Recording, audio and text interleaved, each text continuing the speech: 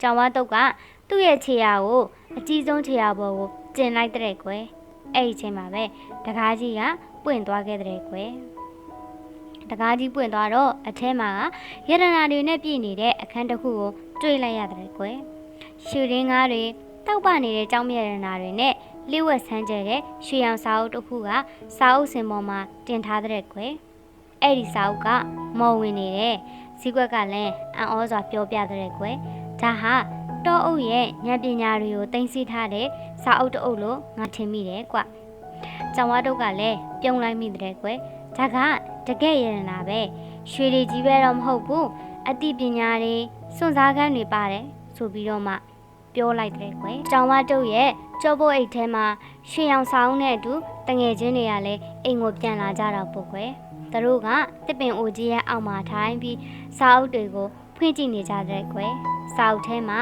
ရဲရင်နဲ့စူးစမ်းရှာဖွေသူတွေရဲ့ပုံမြင်ဟောင်းတွေရှေးဟောင်းမြေပုံတွေနဲ့လျှို့ဝှက်မော်စာတွေကိုတွေ့လိုက်ရတယ်ကွယ်ဒါကအကောင်းဆုံးစွန့်စားကမ်းပဲဆိုပြီးတော့ယုံလေးကလည်းဝမ်းသာအားရနဲ့အော်ပြောလိုက်တဲ့ကွယ်ပြီးတော့အကောင်းဆုံးအပိုင်းကဘာလဲသိလားဆိုပြီးတော့ကျောင်းဝါတုတ်ကပြန်မေးလိုက်တဲ့ကွယ်အဲ့ဒါဘာလဲငါတို့ကိုစောင့်နေတဲ့နောက်ထပ်စွန့်စားခန်းတွေအများကြီးရှိသေးတယ်ဆိုတာမင်းတို့မသိကြဘူးလားကွာ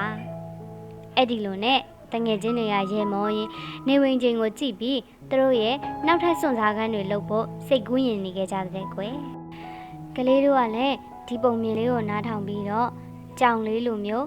စူးစမ်းတတ်ရမယ်ပြီးတော့ရှင်လေးလိုလည်းတတိရှိရမယ်ဇီးကွက်ကြီးလိုလည်းပညာရှိတဲ့ကျင်နာတဲ့သူဖြစ်ရမယ်ပြီးတော့ယုံလေးလိုလည်းပျော်ပျော်ရွှင်ရွှင်နေနိုင်ရမယ်နော်ပြီးတော့ကလေးတို့ရဲ့တငယ်ချင်းတွေနဲ့လည်းအတူတကွာပျော်ရွှင်စွာနေထိုင်သွားရမယ်နော်ပုံမြင်လေးကတော့ဒီလောက်ပါပဲကွယ်နောက်နေ့မှပြန်တွေ့ကြမယ်နော်အားလုံးပဲတက်တာပါ